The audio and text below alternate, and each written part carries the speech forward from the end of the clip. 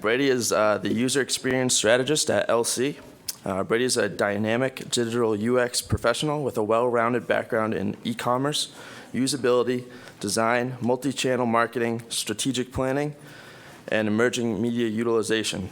In his 16 years of digital experience, he has proven time and again his ability to interpret and execute upon user and demographic needs to achieve desired results. Without further ado, Brady Pierzchalski.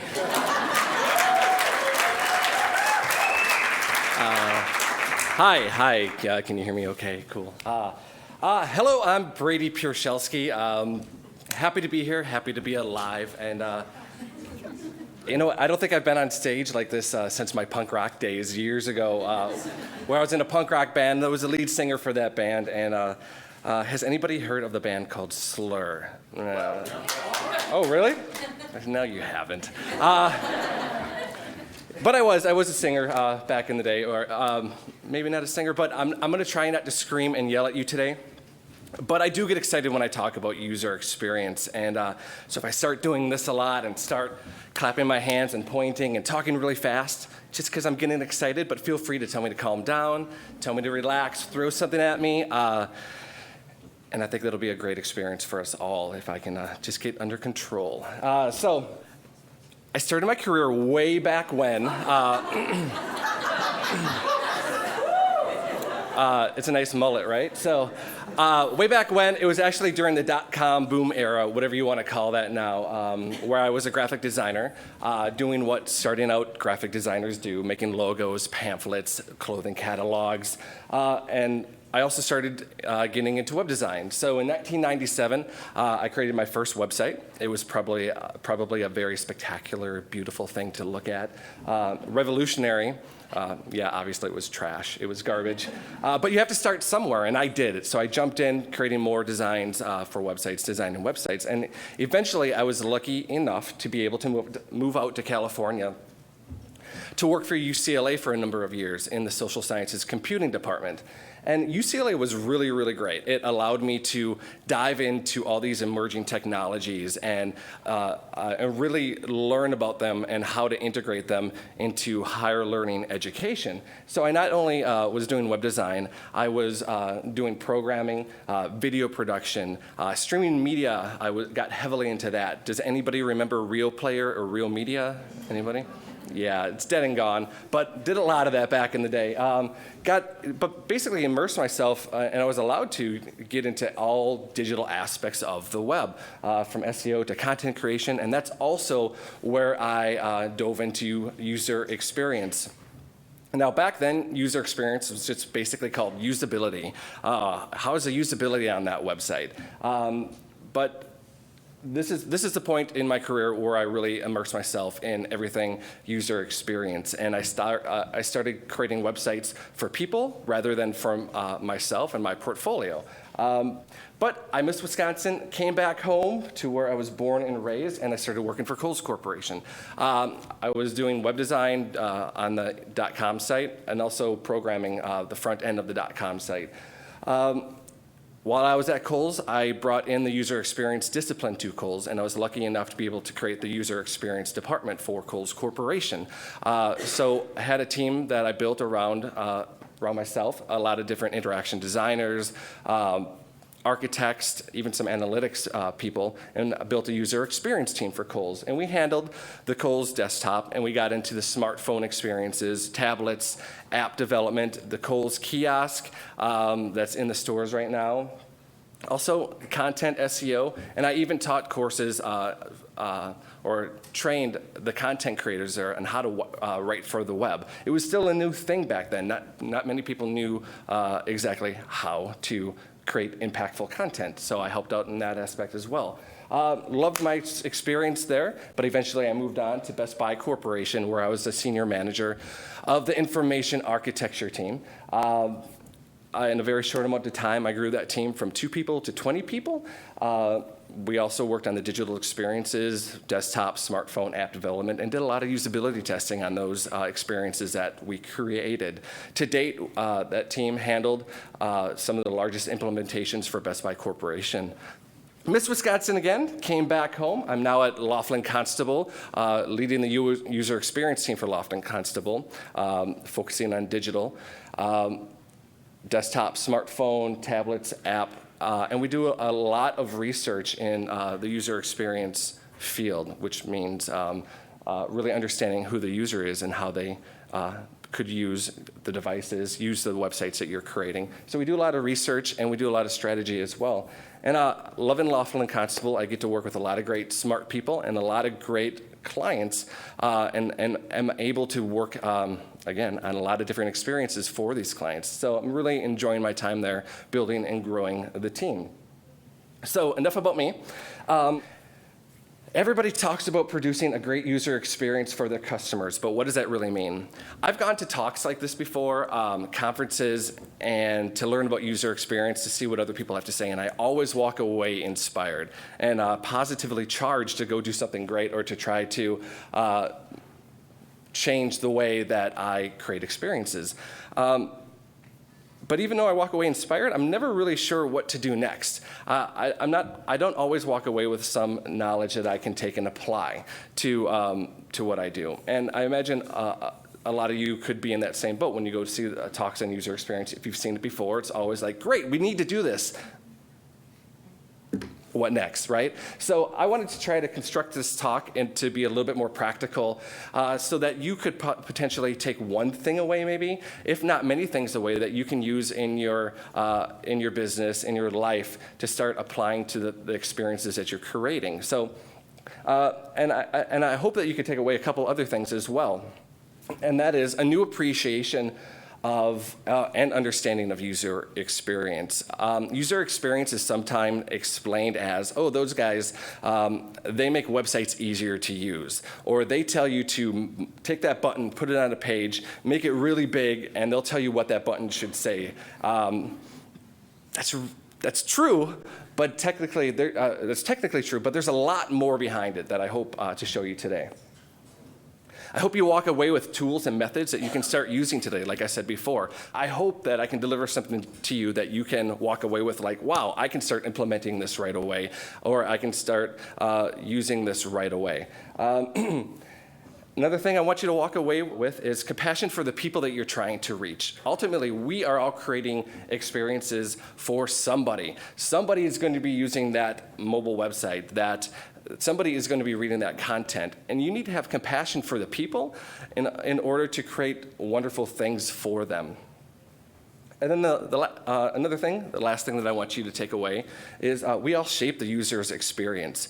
You don't have to wait for somebody like me to walk into a room or a project to say, what about the user? What would they want? You should all start doing that right now. You don't have to wait for for you to start thinking differently, to start incorporating what you think the user's needs are and what do you think those expectations are. But let's start at the top. What is user experience? So Jacob Nielsen and Don Norman, the gurus, the godfathers of user experience. I don't really like them. Are they here? No. Okay. But they are the top dogs, and this is how they define user experience. User experience encompasses all aspects of the end user's interaction with the company, its services and products. That's great. That doesn't really tell me anything, at least that's me. It's really academic, right? Now that I have this definition, what do I do next with that? I have no idea. So instead of defining what user experience is, I thought it would be more helpful to define what we are actually trying to do. Mine's a little bit more lengthy, but I'll tell you why it is after I read it. We are trying to create wonderful experiences for people, which is key. These experiences need to provide value, exceed expectations, and drive results. At the same time, they should captivate, engage, and emotionally connect with users when they are trying to achieve a goal, no matter the time, place, or circumstances. The digital age has exploded, if you haven't heard. It is no longer a conversation with somebody sitting at their a one-to-one conversation where someone's sitting at a desk using a desktop computer doing something. People are having experiences everywhere, anywhere, at any time, no matter when they want to do it, and they have expectations of how those experiences should be for them at those times, in those places. And we have to start thinking about that and incorporating their needs and observe how they use these things in order to make better experiences for them. And why? Why user experience? Why think about incorporating people's perspectives and needs and goals into user experience? Because 89%, I don't know how to read this. 89% of consumers began doing business with a competitor following a poor customer experience. This was from a recent customer experience impact report from Oracle. Basically, 89% of your customers, if you have a business or a website or whatever, they are coming to you to do something, and 89% of them are going somewhere else to do that thing because they can't achieve a goal, because they can't find a piece of content, because they don't understand how to use your website, because they get lost. They're leaving you. That's a huge number, right? 89%. This is why user experience, because that poor customer experience that people are having today is killing your business, or you're just leaving money on the table. And I'm going to show some examples of what I mean by that as we get a little bit further into it. Before we do, I need your help. You and I are going to solve a problem together. And 1 second, I'm going to drink some water. So we are extremely fortunate. I can walk outside this room right now, and I can go find water. I can probably find a fountain or a bubbler within seconds of leaving this room, and I can drink as much of that water as I want. And you know what? I'm not going to get sick from drinking that water, and I'm pretty sure I'm not going to die from drinking that water. And I can do this all day. No matter where I am, I have access to clean drinking water. We all do. We are extremely fortunate. Now, other people in the world aren't so fortunate. 1.1 billion people in the world don't have access to clean drinking water. Now you may be asking yourself or thinking, what does this have to do with user experience? If you are, you're being rude and you need to calm down, because that's, I'm gonna get to that, obviously, so relax. But we need to solve a problem together. 1.1 billion people don't have access to clean drinking water. Okay, so let's use our big brains here. So our goal together is we need to provide solutions for clean drinking water. Now, here comes the crowd interaction point. What solutions exist today that can take polluted or dirty water and convert that to clean water? Does anybody want to be brave and say anything? What's that? A Brita filter. Sure, a filter. Thank you. Any other ideas? Boiling. Awesome. Yeah, absolutely. And there's actually another one as well. So thank you for participating. That was unexpected. We have a couple different solutions that we know work today for taking water, purifying it, and making it safe to drink. Boiling. We could put water in a pot and boil that water, that polluted water, and that should purify it and make it safe to drink. There's chemical tablets that you can drop in water, and a chemical reaction will take place. I have no idea how it works, but it happens, and it will purify that water, make it safe to drink. And we also have filters, different types of filters. I take that water, I dump it through a filter, and I have clean water at the end of that. Thank you for your help. Great job. So our goal was to provide solutions for clean drinking water. These solutions are based in science. We know that they work. So raise your hand, and this is not a trick. How many people here believe that we solved our goal of providing solutions for clean drinking water? It's not a trick. I'm not gonna trap you. Well, you should all be raising your hand. This works. This stuff works. I could take dirty water and put it through one of these things, and I'm gonna get clean water. So. These are great solutions, even though you didn't raise your hand. So let's think about the filter. So I'm going to show you what that looks like. We take the water, that middle step there is a filter. I take the water, I pour it through the filter, and now I have clean water. Fantastic. That is a solution that works. Now, one question is, are we missing anything? Are we missing anything from this great solution that we just created together? Does anyone? Plan to execute? Definitely. There definitely needs to be a plan. Great. Anybody else? Distribution. Distribution. Awesome. What else? Cost? Yep, absolutely. Any other guesses? People? Oh, water people. You are all right. He's a little bit more right. People. We are missing people. And what that means is actually we are missing context. We are missing the who, the what, the why, the where, the how. We are missing context to the people who are actually going to be performing these activities or taking that water, dumping it through the filter. We are missing what's going on in their daily lives and what they do to actually get the water. So we have a solution, but we need to start thinking about the people who are going to be using that solution. So let me talk about the context. Let me talk about the people who are actually going through this unfortunate problem today. On average, they live 3 miles away from the nearest watering source or water source. That's one way. And they also have to walk that 3 miles back, right? So that takes hours a day. They don't have access to motorized vehicles. Or they can't afford them. So they have to do this on foot daily. And another kicker is they have to have 20 gallons minimum a day for a family of 4. So just to help you visualize what 20 gallons is, those 5-gallon pails from Menards or whatever, well, it's 5 gallons. So you need 4 of those daily for your family. And if you've ever lifted one of those are extremely heavy, filled with water. Lifting 4, while I could do it because I work out all the time, it's that would be extremely difficult for anybody else. But that's like 250 pounds of water that they have to carry daily. It takes hours to do that. It's a lengthy trip. It's a lot. There's a lot of effort. Now, let me show you what their process looks like.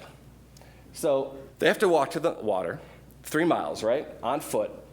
They get the water, they collect it in whatever it is, if it's whatever they collect it in. They walk back from the water source with that water right now. And then they have to store the water, and they need a lot of that water to store. And then they have to repeat that process. So again, I just want to burn in how much effort that actually is. 3 miles a day, it's hours, it's a lot of effort, it's a lot of complexity to this problem. Now, we solved a problem for them, right? We have a filter that will provide them clean drinking water, and that's absolutely huge. That's the number one goal. Now, let me show you what that looks like when we apply our solution into their process. So they walk to the water, they collect the water, they walk back. Now they have the filter system where they pour the water through the filter and they have clean water, and they have to store the water again and then they have to repeat that process. So can you see anything that happened with our solution? We created a solution and we put it into a process without knowing what their process is, and we didn't really simplify anything for them. We didn't create a better experience for them. We definitely are helping them with a filter and giving them safe water to drink. And that's key, but we did nothing to change the experience. And that is because we came up with a solution out of context of their life. We came up with something that we're like, hey, this is gonna work. I'm gonna put it there, and our job's done. But it doesn't work like that in the real world. And so think about this.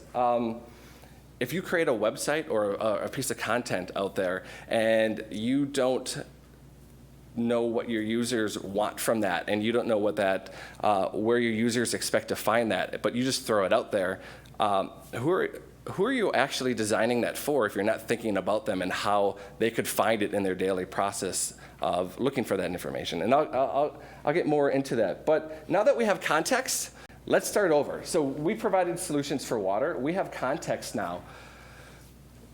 Here's what we do in user experience. We take that research of the people and the context and their daily lives and what they go through and what experiences they have, and we no longer are just providing solutions for them. We start to put ourselves into their shoes. Now, I'll never be able to put myself into their shoes, but I can try to start doing that. So the first solution is reframing the goal.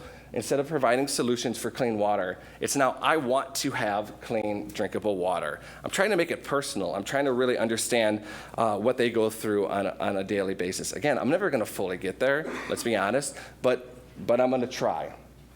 So, but just changing that goal isn't enough.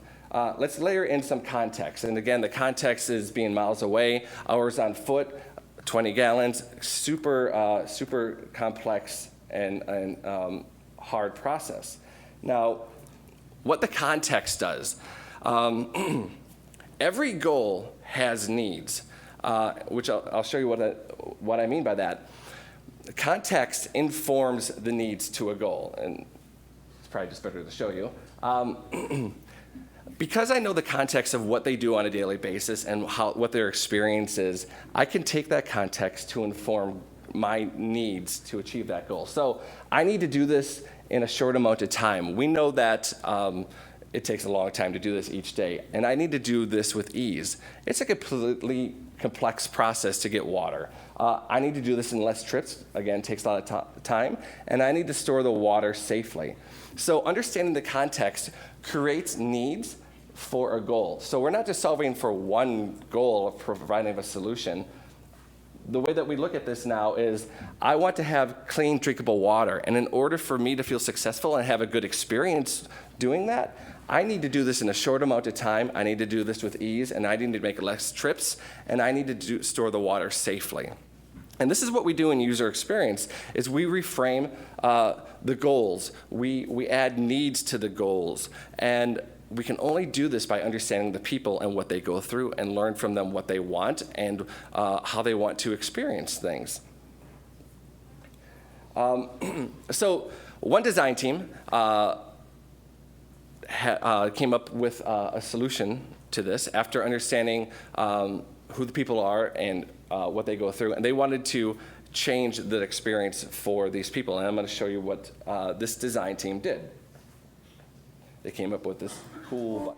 The aqueduct is composed of 2 tanks, a filter, a belt drive, a peristaltic pump, and a clutch connected to an idler pulley. Once the rider arrives at the water source, she fills the large tank at the back of the vehicle with water. The cap is replaced and the rider can start home. As the rider pedals, the peristaltic pump draws the water from the large tank through a filter to a 2-gallon clean tank. Upon arrival, the clean water tank is easily removed and taken inside the home for drinking and cooking needs. The closed container eliminates the contamination that currently occurs from storage in open containers. When more filtered water is needed, the clean water tank is reattached. Then the rider flips a clutch that relieves the tension in the belt and disengages the pedals from the wheels. She can now filter the next 2 gallons while stationary. The aqueduct would allow families in developing countries to have daily access to clean water, all by harnessing the energy of pedal power. That's a pretty cool solution, right? I think that's pretty awesome. But you can only come up with innovative solutions like that with knowing the people who are going to be using it. Otherwise, we're just sending them something that doesn't really fit into their life. This design team that took this on didn't just provide them a filter, they reinvented the whole experience for the people. They had compassion for what they go through, and they wanted to make something that changed their lives. And I think that this is a solution that definitely changes people's lives. So looking back, a couple of things that we did is we reframed the goal to try to put ourselves in the people's perspective. And we can start to do that by understanding the context of what they go through on a daily basis. And again, the context is very powerful because that's the people. That's their feelings, their emotions, their experiences. And once we know those things, we can create needs from those that have to be achieved in order for a goal to be successful. Hope that makes sense. So how do we get context? How do we learn about people and their behaviors? How do we observe them? How do we learn what they want, their expectations, their desires, needs, and goals? We do that through research. So user experience has a whole toolbox of research techniques and methodologies that we can pull from to use for a variety of different needs, depending on what we want to learn about people. And the Bike Story, they used a research technique called ethnographic research, and that's where users conduct research in the field. They actually go out to the place to observe people. And this is so that researchers can gain insight into how context impacts the user's experience. Now, again, in user experience, we have workshops, we have expert reviews, we have contextual inquiries, and we have persona creation and interviews. And we have all these different research techniques in order to understand what people go through, what they want, and how we can help them achieve their goals. Now I'm going to show you one of my favorite ones. My favorite research technique for user experience is called usability testing. Let me explain what that is. It looks similar to this blurry picture up here. Basically, when I do usability testing, there'll be a website, maybe a prototype, maybe a smartphone prototype of a website, whatever. It's some experience that we are creating or someone has created. And we'll bring people into our office, and I'll sit next to them. I'll sit next to them. They'll be sitting right by me, obviously. And in front of them, they'll have a computer, they'll have a device, they'll have something that they're going to interact with. So for this purpose, let's say it's a website. So we have a new website that we're going to test. And what I'll do is I'll ask them to perform tasks using that website. Tasks like finding pieces of content, tasks like trying to purchase something, or a variety of different types of tasks, trying to find basically, we're trying to learn from them how the website works. So I'll ask them to perform a task, and they'll do it, and I'll observe them. And we record the session, so we take notes, and we really get some great understanding from them, from people, on what works and what doesn't work when it comes to websites and experiences. And the reason I like usability testing so much is because you get instant feedback. I'm sitting right with them, and I can see in the short amount of time where problems are, where drop-off points in web experiences are happening. And another thing that's so great about this is that you only need 5 to 6 different people to learn 85% of the problems with an experience. And let me tell you what I mean by that. Market researchers hate this number, right? How can you find out anything with using 5 to 6 people? And I've actually gotten fights about it before. They won because they're stronger, but just kidding. Anyways, market researchers hate 5 to 6 people. But what we do is totally different from the market research does. 5 to 6 people, there's been a lot of research done around how many people should be tested on a website to understand if it works. And again, it's 5 to 6 people. So I could take a small group of 5 to 6 people, put them in front of a website, and they're going to find 85% of the problems that are wrong with that website. 85% of the problems of operating that website, I'll be able to see from them, from patterns that emerge. And I can do this many times, and it's really cost-effective to do this. Now, and another really great reason I love this is because you can test on incomplete projects or products. I don't have to have a fully baked, fully designed, fully interactive website to understand if it's, to test people on. We can test people on paper prototypes, on incomplete things, on basic ideas that we want to vet to see if they work. And that's why this is so great, because you can do this early in a project before it's released to the public. Because what happens if you release something to the public and then you do usability testing? Well, and you find out that it doesn't work.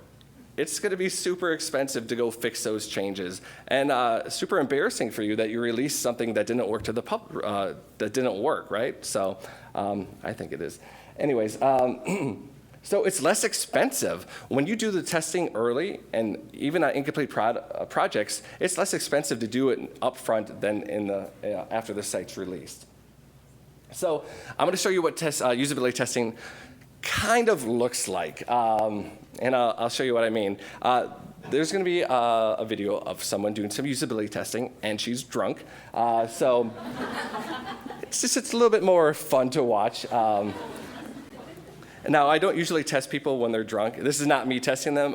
It's probably not a good idea to do that. But you'll get the general sense of what usability testing is, and then we'll talk about some of the things, what happened in the test. So.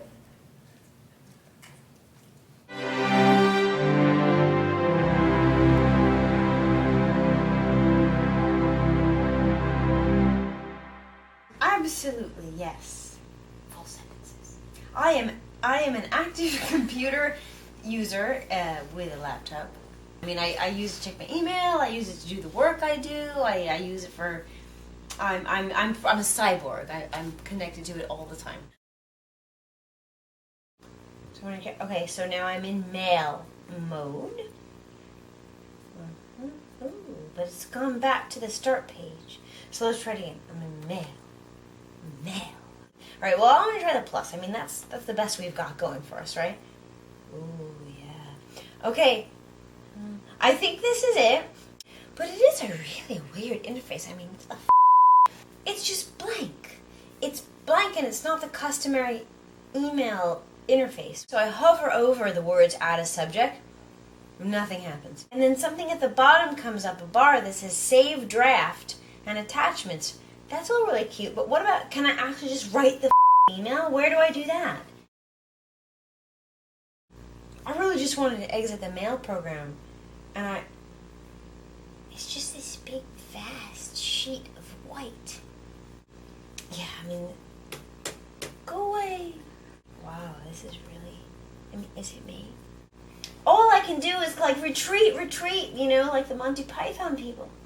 But all it does is minimize the calendar and drag the calendar down to the bottom of the screen.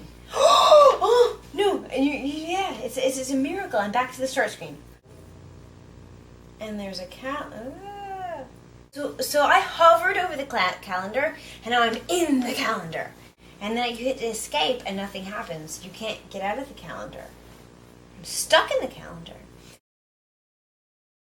I need to access possibly the desktop here, which is where the dog might be saved. What about if I went like to the corner, or to this corner, or to that? Which is what I came to originally when I clicked a little. So okay, so now this looks more like a desktop. I got to it accidentally. So let's see if it's on here. I'll scroll down. I found it. It's a dog. But my God, that was a treasure hunt. How do you think you get to the internet? Right, like the new millennium, the f***ing internet. I don't know. I'm like, I feel like I'm being punished.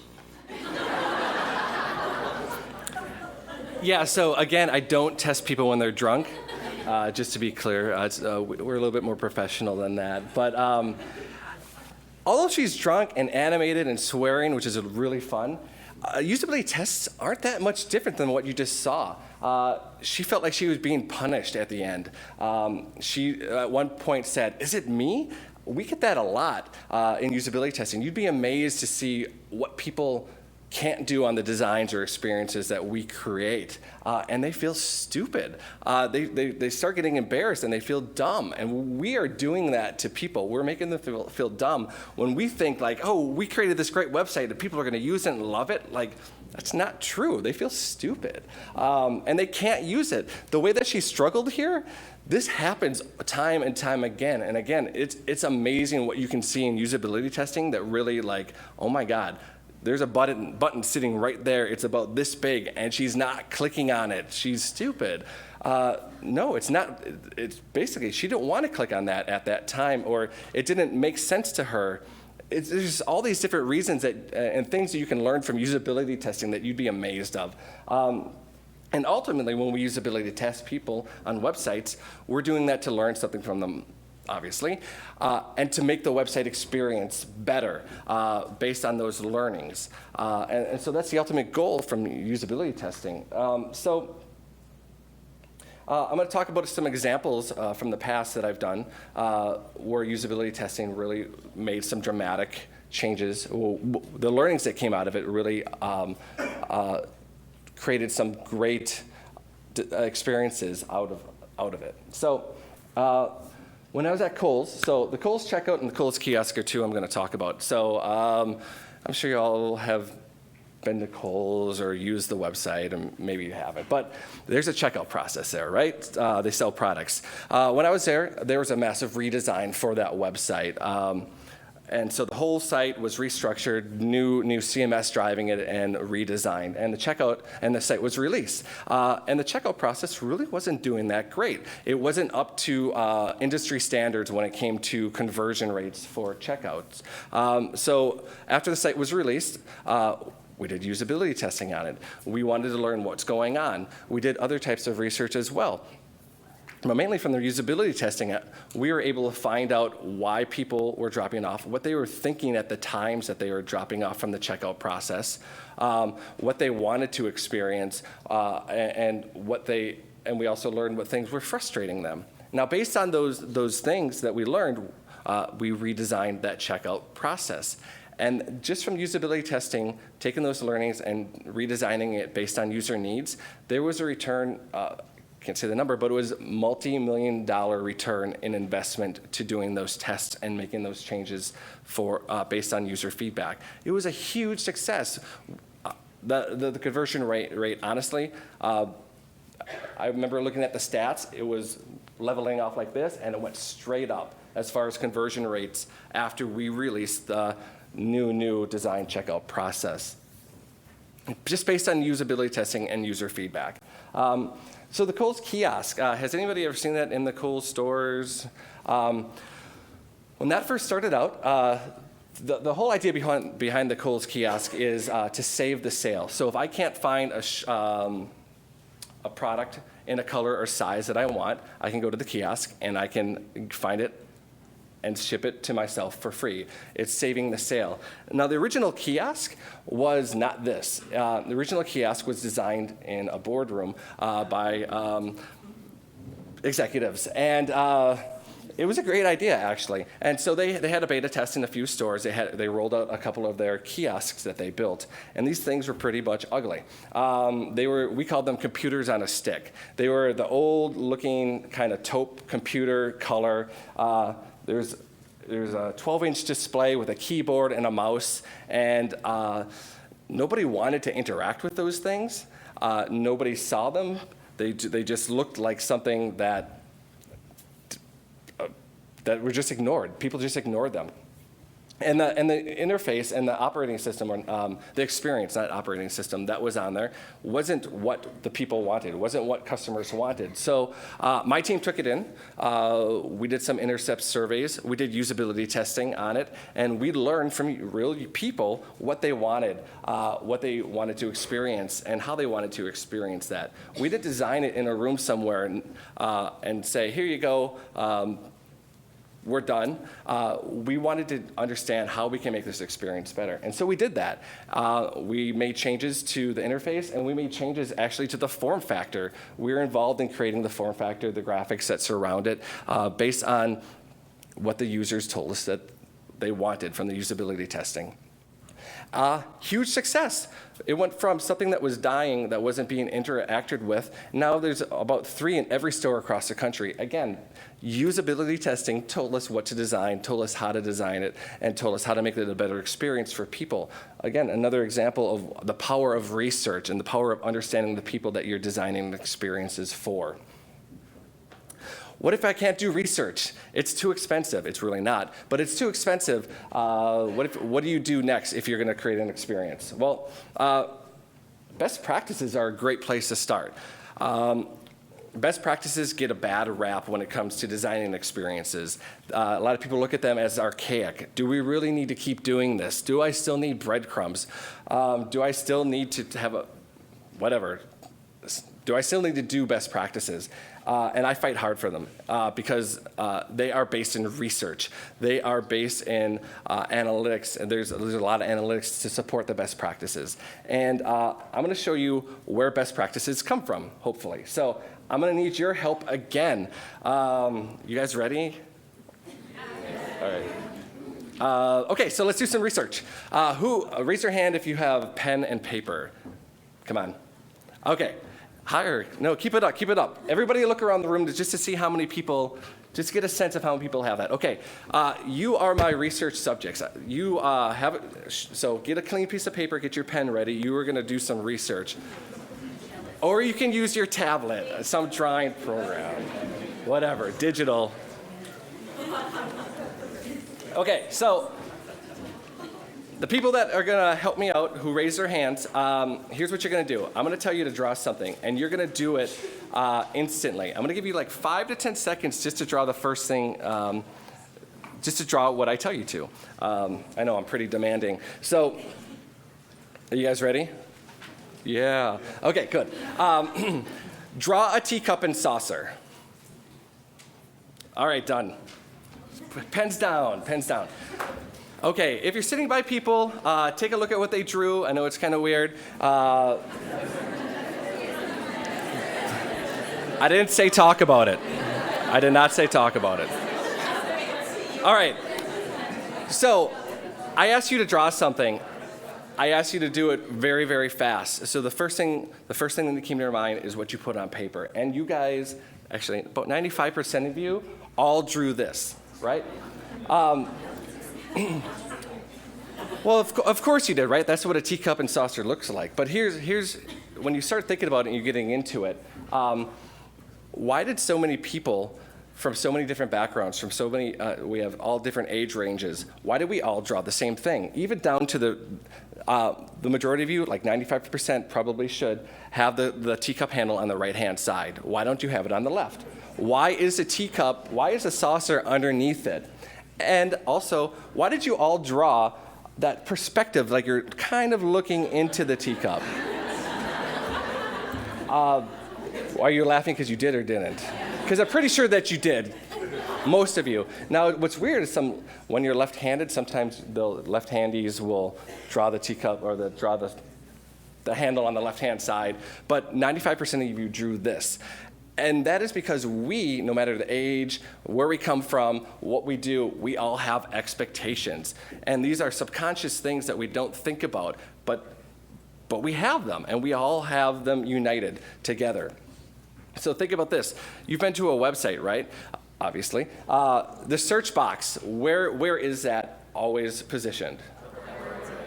Yeah. Because we all expect it to be, because there was research and analytics to prove out that that's the best spot for it to exist. That's where the most interaction happens. That's where we expect to find it. That's the best practice.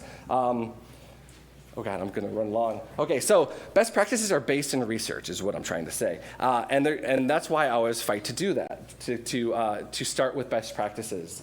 So I'm going to talk about an example of using best practices.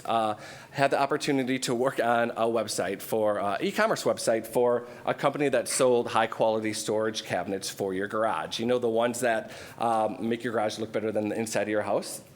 So they were selling them to older males with gross arms, but 55 plus, higher income. Okay, that's great. Those are the people that the site is going after and the site attracts. So I worked at Kohl's, Best Buy. I've done a lot of different e-commerce solutions. So the first place that I'm always going to start is with best practices. Best practices in e-commerce are solid. They're baked. They work. And so I would always start there. And I would start building a site based off the best practices that I know work. And let me show you what I mean by best practices. This is a template that my team uses to create e-commerce sites. This is called a category listing page. So I went to a site, let's say it's about socks. I clicked on socks, and now I see all the different kinds of socks inside that category. Now, best practices are showing on this type of page, showing a price, showing an add to cart button, showing a picture. Obvious stuff. We've all seen this before. It's because they're best practices. Here's what Lowe's looks like. There's the price, ratings and reviews, image, again, add to cart button. Home Depot, same thing. Price, ratings and reviews, add to cart button. Best practices, right? Best Buy, same thing. Price, reviews, add to cart button, image. Best practices. This is where we all start from. Now, these are the results after we released the website, and they're pretty great results. So we had an 82% add to cart conversion from releasing this website. And everything ladders out from there, right? I added something to a cart, so now my sales revenue is affected by that. 82% people added to a cart, 50% increase in sales revenue, 139% increase in number of units ordered, and so on. But there's one thing that we're going to concentrate on, which is, again, the big one, is the add to cart conversion. Why? Why is this so high? How did we get this to be such a high number? We did that by removing add to cart buttons. Kind of counterintuitive, right? So we increased add to cart conversions by removing buttons. 50% of them, actually, throughout the website. So it went from looking like this on a category page to looking like this on a category page. And yet, we removed the buttons, but add to cart increased. Why? Why did they increase? Why did we break best practices? Because of context. Does this look familiar? Context, the who, the what, the why, the where, the how. The people, understanding what they wanted from doing the research, understanding what they wanted to experience, told me a couple things. And the obvious one is they want to buy products for my garage. This demographic wanted to buy products for the garage, right? That's the obvious thing why they're there. But through research, they told me that they had needs. They don't, and to be clear, they don't tell me these things.